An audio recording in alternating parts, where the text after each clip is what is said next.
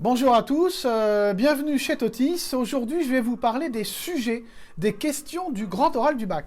Comment les choisir, quel type de questions vous pouvez proposer, sachant, je vous le rappelle, que vous avez de ce côté-là une grande liberté.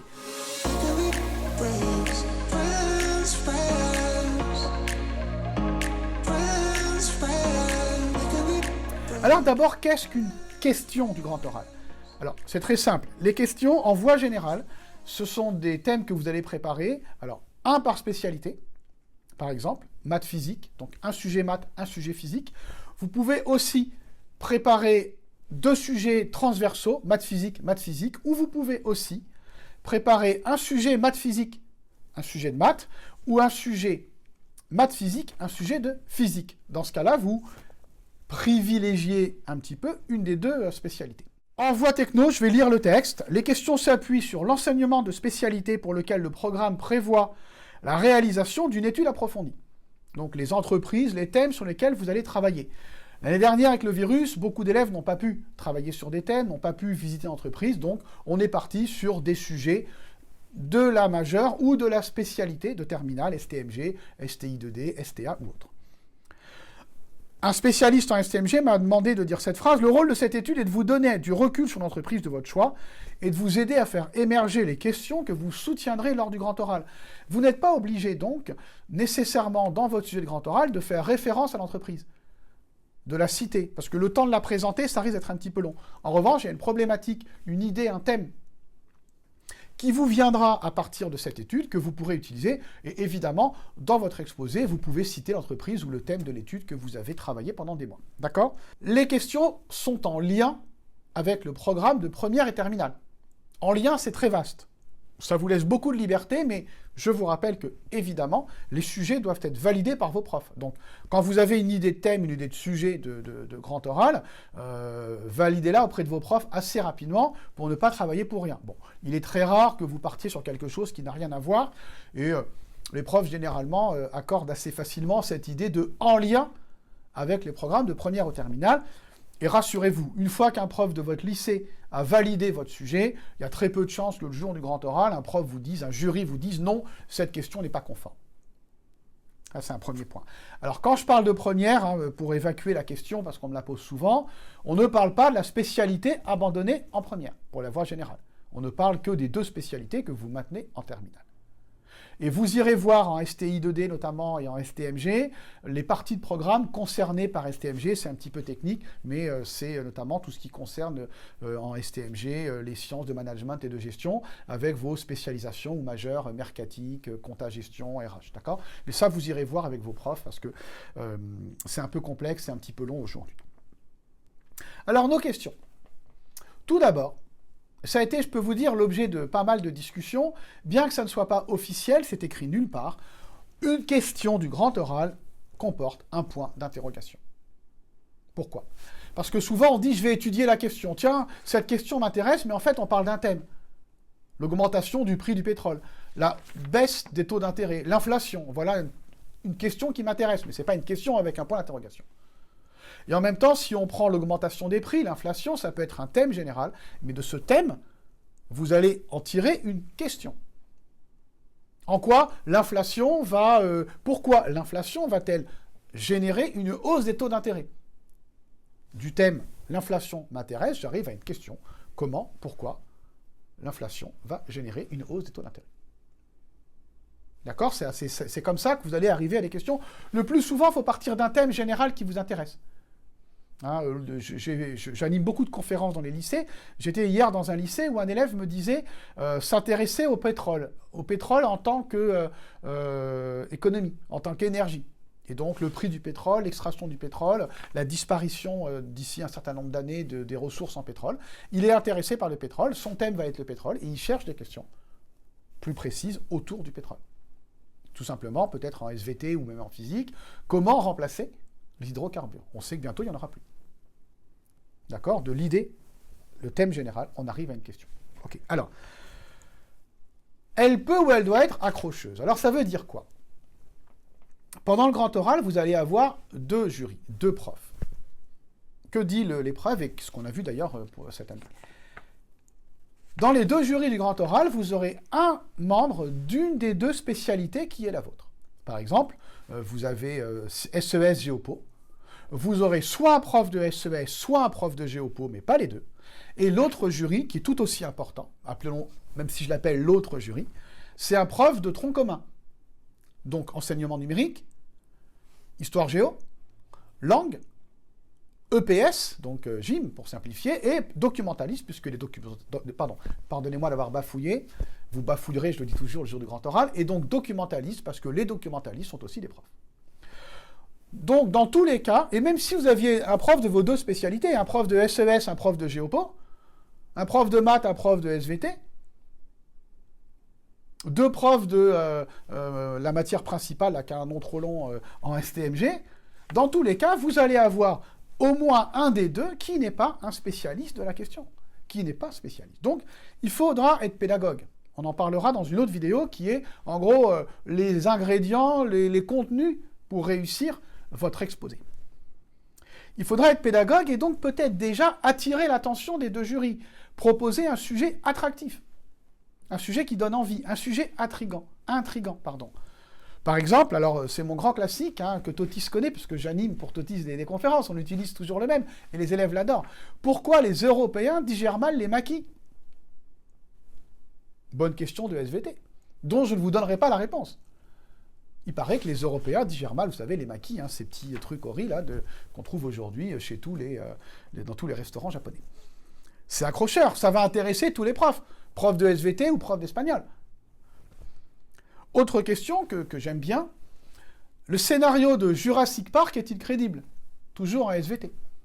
En clair, est-ce qu'on peut recréer une espèce disparue à partir d'un fragment d'ADN trouvé dans un fossile, ou là, en l'occurrence, dans le sang préservé chez un moustique qui a des millions d'années, ou des dizaines de milliers d'années, je ne suis pas spécialiste, donc j'ai peut-être dit une bêtise. C'est une question qui est intéressante.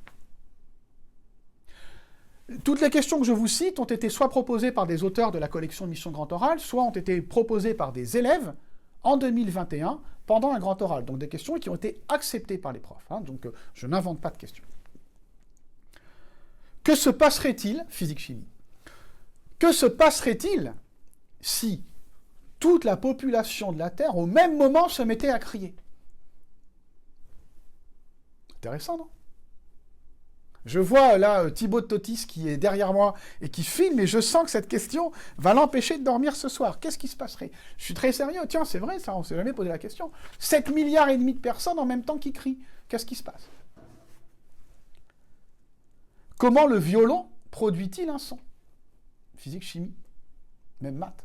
Comment il produit un son? Ou un autre élève avait indiqué comment peut-on produire des notes de musique? C'est pas seulement un son, une note, c'est un son bien spécifique, un son choisi. SVT ou physique-chimie.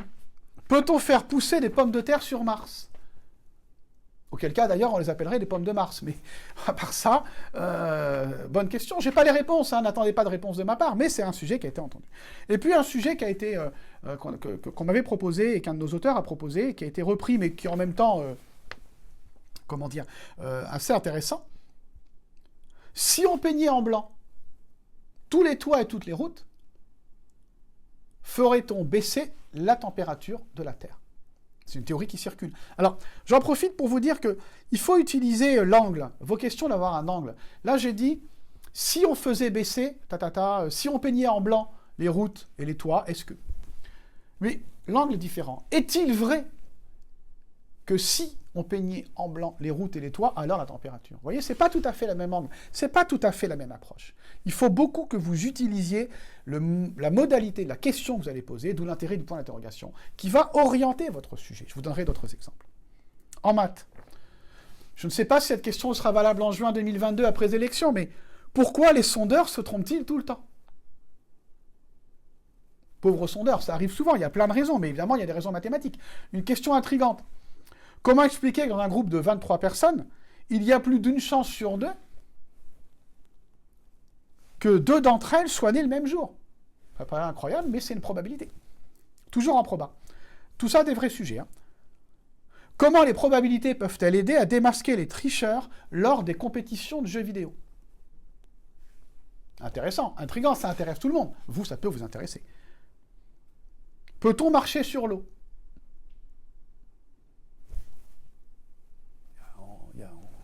Dans l'histoire biblique, il y a des gens qui ont marché sur l'eau. Peut-on marcher sur l'eau? Là, on est en physique, en chimie, en SVT. Comment est déterminé le classement des pages, le PageRank de Google? Les paris sportifs, est-ce une bonne idée pour les parieurs? En clair, est-ce que ça rapporte? Je vous rappelle qu'il faut être majeur pour jouer au jeu. Et vous voyez bien qu'il y a plein de thèmes possibles. Pareil, des questions aussi peuvent être en lien avec l'actualité. Ukraine, Poutine ou Biden? Ukraine, Poutine ou Biden? Ou, autre question sur l'Ukraine, Ukraine, où est passée l'Union européenne? Vous savez qu'en ce moment, on discute de l'Ukraine, et c'est plutôt les Américains et les Russes qui discutent. Et les Européens, ils ne discutent pas trop. Je ne porte pas de jugement, mais c'est une bonne question. Ou une question intrigante, le conflit Ou une question intrigante, le conflit israélo-palestinien, une paix durable, une paix impossible... Pardon, je recommence. Le conflit israélo-palestinien, une paix impossible, point d'interrogation. En SES, alors une question que les garçons adorent quand je la présente en conférence. Faut-il donner des poupées aux garçons? On est dans le genre, dans la socio. Là. Évidemment, les filles adorent cette question généralement, les garçons, c'est quoi cette question à la con? Mais faut-il donner des poupées aux garçons? J'ai dit un gros mot, vous n'avez pas le droit de le dire pendant le grand oral. L'école est-elle devenue un marché? C'est aussi un sujet d'ailleurs de HLP.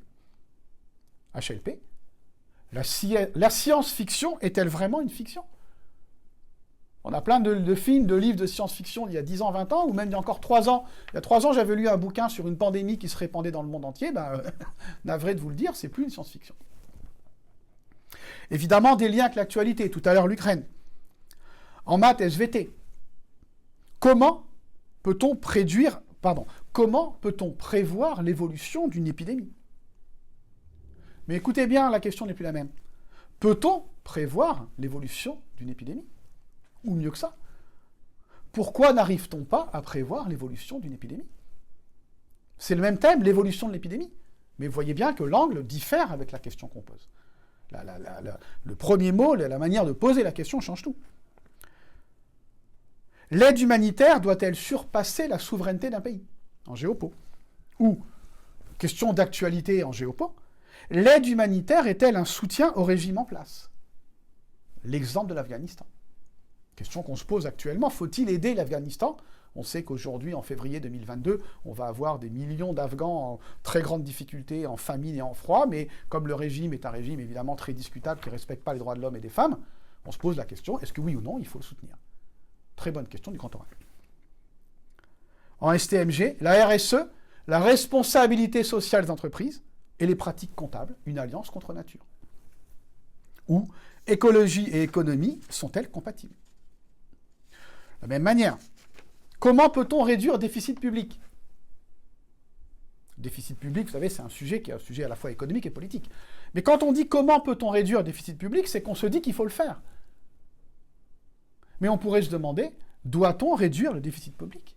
Doit-on vraiment réduire le déficit public? Parce qu'on sait qu'il y a une théorie libérale qui dit qu'il faut réduire le déficit public, et qu'on va dire une théorie de gauche, avec plein de guillemets, si vous me le permettez, qui va dire on peut un peu laisser filer le déficit, ce qui a été fait d'ailleurs à l'occasion du virus, pour maintenir, soutenir, relancer l'économie. Est-il possible de réduire le déficit public? Ou mieux encore, et si on ne réduisait pas le déficit public? Et vous pouvez d'ailleurs prendre les mêmes questions sur la dette du Covid. Doit-on, peut-on, faut-il vraiment? Que se passerait-il si on ne remboursait pas la dette du Covid? Et puis une question qui va mélanger art et géopo, ou géopo. Quelles sont les questions éthiques posées par l'art issu des colonies, et qui est aujourd'hui exposé dans les musées en France, en Grande-Bretagne, au Moyen. Question simple, il y a des questions très simples. Quelles conséquences aurait ou aura une pénurie de semi-conducteurs en NSI? Ça peut être d'ailleurs une question de SES. Alors, je vous ai posé certaines questions qui amènent à donner une opinion. Moi, je recommande, vous pouvez tout à fait, je recommande des questions sur lesquelles vous allez donner une opinion. Alors, on me dit souvent, ah ouais, mais non, si jamais le jury n'est pas d'accord, s'ils sont contre, s'ils sont pour. Alors d'abord, les jurys ne se connaissent pas entre eux, ils ne se sont pas mis d'accord le matin pour savoir s'il faut réduire ou pas le déficit public. Ensuite, ce sont des profs qui sont tout à fait capables de recul D'accord? On ne vous demande pas on va pas juger de dire si on est d'accord ou pas d'accord. On va juger la qualité de votre préparation. Et retenez bien, ce que je répète toujours à mes élèves, notamment quand on prépare un entretien, mais c'est valable pour le grand oral, si vous êtes plutôt pour, le jury sera plutôt contre. Si vous êtes plutôt contre, le jury sera plutôt pour. C'est-à-dire que les jurys vont vous contredire, ils vont vous titiller un peu, ils vont vous chatouiller. Pour voir si vous avez bien préparé la question, voir comment vous argumentez. Et normalement, quand vous êtes plutôt pour démanteler les centrales nucléaires. Vous avez dû réfléchir à être plutôt contre, aux arguments inverses. Là, tenez, l'actualité, évidemment, les sujets d'actualité donnent une opinion. Hier, je lisais un article dans un journal où on parlait, revient sur le tapis le sempiternel serpent de mer, faut-il ou pas légaliser le cannabis? On en parle régulièrement, ça revient. On va en parler pendant la présidentielle. C'est à la fois un sujet d'actu et un sujet de débat. Si vous êtes plutôt pour, préparez les arguments plutôt contre, pour pouvoir les contrer ou même en tenir compte. Je sais qu'on dit que si on autorise le cannabis, alors ça réduira la grande délinquance ou la petite délinquance dans ce qu'on appelle les quartiers ou un peu partout. Mais je pense quand même que parce que ça risque d'accoutumer les jeunes à la drogue, je suis pour l'interdiction. Vous pourriez dire le contraire, hein. Moi, mon avis, je ne vous donne pas mon avis, hein. C'est une manière d'aborder. Alors, des sujets de type pour ou contre, ou en tout cas, est-ce qu'on peut... les éoliennes, je l'évoquais dans une autre vidéo, l'écriture inclusive, on en parle beaucoup, les quotas pour les migrants, pour ou contre les statistiques ethniques, c'est des sujets sur lesquels, ou, si vous ne voulez pas être directement sur un sujet pour ou contre, quel problème posent les statistiques ethniques? Déjà, le problème que posent les statistiques ethniques, c'est que c'est impossible à dire. Excusez-moi, c'est impossible à dire sans bafouiller. Quel problème posent les statistiques ethniques? Vous voyez, vous n'êtes pas tout à fait dans le pour ou contre. Les batteries, obstacles ou atouts du monde connecté, en SI ou STI 2D. En HLP, faut-il se méfier de l'éloquence? Géopo, la France doit-elle rester dans l'OTAN? Ou, la question est différente, la France doit-elle quitter l'OTAN? C'est le même thème, mais on voit bien qu'elle n'est pas posée de la même manière. Et des questions du type doit-on, faut-il, est-il vrai, faut-il, blablabla, vous amènent un angle, vous permettent vraiment de traiter de manière précise, parce que vous verrez que 5 minutes, c'est court. Beaucoup d'élèves me disent « Oh là là, 5 minutes, c'est vachement long », pas du tout. Quand vous travaillez un sujet pendant des mois, c'est trop court. Donc il vaut mieux le cibler, donner un angle, comme disent les journalistes. Alors après, des questions concrètes, hein, parce que ce qui va intéresser les jurys, et même vous, c'est des trucs un peu concrets. Pas nécessairement intrigants, mais une question qu'on s'est peut-être jamais posée. Comment les probabilités volent-elles au secours des compagnies aériennes? Ou comment les probas permettent aux compagnies de gérer le surbooking? Tiens, on s'était jamais posé la question, pourtant la plupart d'entre nous ont pris l'avion. Dessaler l'eau de mer, quel défi scientifique, quel défi technologique? En maths ou en SI, et SI, comment réduire votre consommation pendant la conduite en voiture? C'est intéressant, ça. Vous n'avez peut-être pas tous le permis encore, mais vous l'aurez bientôt. Le tourisme, une chance ou un danger pour le patrimoine? Ah oui, tiens, on ne s'était pas posé la question. On se dit que ça rapporte beaucoup de pognon au pays quand on va, ou beaucoup d'argent au pays quand on va, en tant que touriste, dépenser de l'argent, mais peut-être que ça détruit le patrimoine. Comment détecter, prévenir les maladies thyroïdiennes? Là, on est vraiment dans de la technique pure. Quelles sont les applications des équations différentielles en physique-chimie? Ou à quoi servent aujourd'hui les intégrales dans l'économie? Question intéressante. Ou dans l'industrie. Par contre, comment calculer l'intégrale? Aucun intérêt, c'est pas personnel, ça ne prouve pas d'intérêt pour la question. Vous allez trouver une définition, une démonstration dans vos manuels scolaires, aucun intérêt. Jamais cette question ne sera acceptée. Elle n'a de toute façon aucune attraction sur les jurys. Existe-t-il une origine génétique à l'intelligence? C'est une question qu'on se pose beaucoup, l'inné et l'acquis. Comment les sociétés de paris... Maths SES. Comment les sociétés de paris sportifs gagnent-elles de l'argent malgré leurs dépenses publicitaires? C'est vrai qu'on voit, elles dépensent énormément d'argent partout, elles sponsorisent, elles font de l'affichage, elles font un tas de trucs. Comment, malgré tout, elles sont sûres de gagner de l'argent? Comment choisir entre deux propositions de prêt immobilier? En maths SES, par exemple. Question concrète, de la vie de tous les jours, qui intéresseront les deux jurys, même si on a un prof d'espagnol ou un prof d'anglais qui n'est pas spécialiste des maths ou des SES. Utilisez l'histoire, notamment l'histoire des sciences, parce qu'en sciences, vous dites toujours « je ne trouve pas de questions ». En fait, il y en a plein. Comment est apparu le zéro? À quoi sert le zéro? Comment le zéro s'est imposé dans l'histoire? Quel était le secret d'Enigma? Enigma, vous savez, cette fameuse machine à crypter qu'utilisait l'Allemagne nazie pendant la Deuxième Guerre mondiale, et dont le décryptage par les Anglais a permis, dit-on, de gagner 2 ans de guerre. Et là, je vous recommande, par exemple, même si ce n'est pas le sujet de cette vidéo, il y a un très beau film qui s'appelle autour justement d'Alan Turing, dont on dit qu'il est l'inventeur de l'informatique, qui peut être tout à fait lui-même un sujet. Utiliser les personnalités, autour d'Einstein, Pasteur, Turing ou d'autres. En quoi les maths sont-elles présentes dans le Parthénon, en Grèce ? Quel a été le rôle des mathématiciennes américaines dans la conquête de l'espace? Pareil, ça fait référence à un film dont j'ai oublié le titre, et qui parle justement de ce sujet-là. Et qui est un film extrêmement intéressant, parce que non seulement on parle de femmes, mais en plus on parle à l'époque de femmes noires, où il y a encore une discrimination aux États-Unis. Donc un très très bon film, qui peut tout à fait être le support, pas le même support écrit que du grand oral, mais qui peut tout à fait être le support d'un sujet du grand oral. Des sujets encore techniques, hein. Comment étudier le niveau d'intensité sonore d'un signal avec les logarithmes? Là, on est en maths physique. Comment calculer l'impact d'une force sur une voiture de course? Alors, un sujet qui a été posé, hein, LLCR anglais et Géopo. Peut-on comparer la révolte des Gilets jaunes avec les grèves des mineurs en Grande-Bretagne sous Margaret Thatcher? HLP. La justice implique-t-elle forcément l'équité? L'école doit-elle se limiter à apprendre ce qui est utile? La fonction des musées se réduit-elle à la conservation des œuvres d'art? Vous pourriez la poser autrement. Les musées ont-ils d'autres fonctions que la conservation des œuvres d'art? Se réduit, c'est un peu négatif. Autre fonction, c'est plus positif. En STMG, la qualité de vie au travail, la QVT, est-elle compatible avec la performance globale de l'entreprise? La répartition des bénéfices de l'entreprise entre les acteurs impacte-t-elle son développement? Les ruches connectées, en NSI, les ruches connectées vont-elles sauver les abeilles? Peuvent-elles, doivent-elles, iront-elles, et est-il vrai que? Comment peut-on utiliser l'informatique pour soigner le cerveau? Faut-il autoriser les voitures autonomes? En STI ou STI2D, ou SI. Peut-on, en SI, peut-on transmettre des données grâce au son? STI2D, pourquoi est-il important de prendre en compte les contraintes d'accessibilité dès la conception d'un bâtiment? Alors, question technique, question qui a été posée.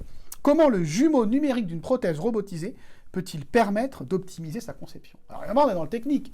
On s'adresse vraiment à des spécialistes, mais la question est intéressante. La question des prothèses, la question des humains augmentés intéresse beaucoup de monde. Alors, permettez-moi ici un point fondamental. Je ne l'ai pas dit au début, j'espère que vous avez entendu ou les questions que je vous ai citées. La première chose qui doit vous guider pour choisir une question, c'est qu'elle vous intéresse personnellement. Ça vous plaît, ça vous intéresse. 4 heures en première de spécialité, 6 heures en voie générale, je crois 9 heures en voie technologique. Évidemment, quelque chose vous a intéressé, quelque chose vous a intrigué, quelque chose vous a dit « Ah oui, tiens, ça m'intéresse ». Avant tout, retenez ça. La question vous intéresse, je vous en supplie. Alors pourquoi je dis ça? On est en 2022. Peut-être verrez-vous cette vidéo en 2023, c'est encore plus vrai ce que je vais vous dire. Il y a des dizaines de milliers de sujets qui circulent sur Internet. Si aujourd'hui vous faites comme moi sur Internet, sujet grand oral, vous allez en trouver plein. Je vais rédiger d'ailleurs des articles pour Totis où vous retrouverez ces sujets ou d'autres. Des sujets de grand oral, c'est pas difficile à trouver. L'année dernière, c'était plus compliqué, il n'y en avait pas. La vraie question, c'est à quoi ça ressemble une question de grand oral. Vous voyez bien qu'elles sont de tout type, tant qu'elles touchent, qu'elles sont en lien avec le programme de première ou le terminal. Alors, je vais évoquer le sujet parce que je sais que vous le connaissez. Aujourd'hui, sur Internet, il y a des gens qui vous proposent leur sujet de grand oral. Il y a même des gens qui vous les vendent. Ou des gens sympas de votre lycée qui vous disent « Tiens, prends mon sujet, c'était top, j'ai une bonne note. » Je vous en supplie, ne faites pas ça. Il n'y a aucune raison que ce sujet vous intéresse. Peut-être que même si ce sujet vous intéresse, vous n'auriez pas utilisé le même angle. Quel intérêt d'apprendre par cœur l'exposé d'un autre ou d'une autre? C'est ridicule. Je vais dire le mot, hein, Totis, peut-être que vous me censurez, c'est chiant. Ne le faites pas. Et puis il y a la discussion derrière. Ok, quelqu'un vous donne son exposé, très bien, mais derrière, on va vous poser des tas de questions sur l'exposé. Là, vous serez incapable d'y répondre parce que le gars n'a pas enregistré la discussion pendant le grand oral. Hein. Donc ne le faites pas. D'abord, ça n'a vraiment aucun intérêt, ce serait navrant, et c'est l'échec assuré. J'en connais un élève qui m'a dit « Oh là, moi c'est bon, j'ai récupéré un sujet. » J'ai posé 2 questions sur le thème, le gars n'y connaissait rien du tout. Et vous plantez comme ça en face de 2 jurys à la fin de l'année scolaire et la fin du lycée, sincèrement, ça ne vaut pas la peine. Pour ça que j'insiste là-dessus maintenant. Ne vous lancez pas là-dedans. C'est inutile et c'est dangereux. Alors je continue. Comment on va trouver une question ? Parce que les exemples qu'on vous cite aujourd'hui sur Totis, ou que je vais rédiger dans des articles, ou qu'on trouve dans la collection Mission Grand Oral chez Nathan, ce sont que des exemples, pas des modèles. Évidemment. D'abord, créez-vous un dossier. N'attendez pas les écrits spécialités, n'attendez pas le mois de mai ou début juin. Suivez aussi ce qu'on vous donnera dans votre lycée. Il y a des lycées qui vont commencer plus tôt, d'autres plus tard. Discutez-en avec vos profs. Dans les livres, il y a beaucoup d'exemples, mais ce ne sont que des exemples. Et surtout, au fur et à mesure des chapitres que vous traitez, que vous avez traités, reprenez vos cours de première que vous avez dû conserver, j'espère. Prenez votre manuel de terminale, feuilletez-le du début à la fin, même si vous n'avez pas encore traité certaines questions, et regardez, rappelez-vous ce qui vous a intéressé. Ou mieux que ça, à la fin de chaque thème que vous allez étudier au lycée, dites-vous « Ah oui, tiens, ça m'intéresse ».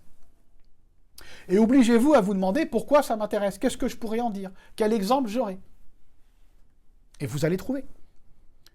Vous pouvez aussi tout à fait partir de votre orientation, votre choix d'études. Je vous rappelle que, je l'ai dit dans une autre vidéo, vous n'êtes plus obligé de lier votre question à vos choix d'orientation. Le règlement de l'oral a changé. Vous pouvez tout à fait ne pas lier les questions, mais vous pouvez le faire.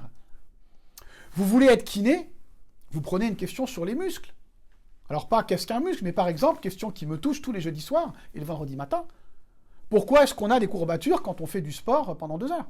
D'où viennent les courbatures? Ou, évidemment, question qui, j'espère, ne vous concerne pas, mais on en a parlé hier dans une conférence, donc j'y pense, des questions sur le dopage. Comment fonctionne le dopage? Comment on détecte le dopage? Comment, à terme, pourquoi certains athlètes dopés ont fini leur vie dans un fauteuil roulant ou sont morts à 40 ans? On connaît des athlètes ou des cyclistes. Ça peut être des très très bonnes questions. C'est lié, ça vous intéresse. Vous vous intéressez au foot et vous êtes en SES, il y a plein de questions sur l'économie des clubs de foot. Sur le fair play financier. Sur ce qui s'est passé, si vous suivez le foot, l'année dernière ou il y a 2 ans avec Mediapro qui a planté la Ligue de football. Ou tout simplement, vous êtes fan du Paris Saint-Germain, c'est votre droit. Moi, je suis fan de l'OM, je dois le reconnaître. Ça y est, là, je vois Thibaut de Totis, là, me dit, fait un grand signe, on a perdu la moitié des gens qui nous regardent. Je plaisante. Comment le Paris Saint-Germain rentabilise le transfert de Neymar au Messi? Particulièrement Neymar, qui a coûté 220 millions d'euros plus son salaire. Vous voyez, c'est des questions qui sont intéressantes. Ou les paris sportifs, si vous êtes intéressé par le sport. Ça, c'était, plutôt en fonction de vos intérêts personnels. Je reviens sur l'orientation. Kiné, vous voulez faire du droit, vous pouvez vous intéresser aux réformes proposées par le ministre de la Justice. Et ainsi de suite. Donc vous pouvez, bien entendu, c'est même plus facile pour vous. Dites-vous, tiens, l'année prochaine, j'ai envie de faire ci, j'ai envie de faire ça. Je vais aller dans une grande école de commerce post-bac.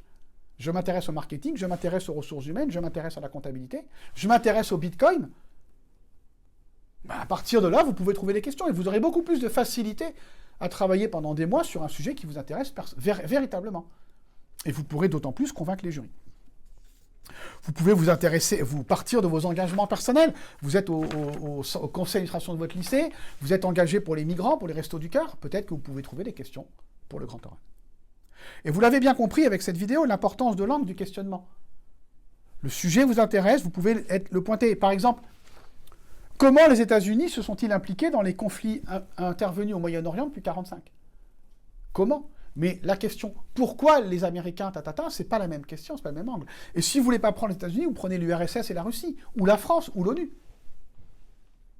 Et là, vous trouvez une bonne question. Pour conclure sur cette vidéo, j'insiste sur ce point, vous l'avez compris. Une bonne question de grand oral, elle est liée, c'est très large, au programme de première et terminale. Vous vérifiez ça avec vos profs. Elle vous intéresse, c'est avant tout ce qui va vous faire réussir. Ouvrez bien vos antennes.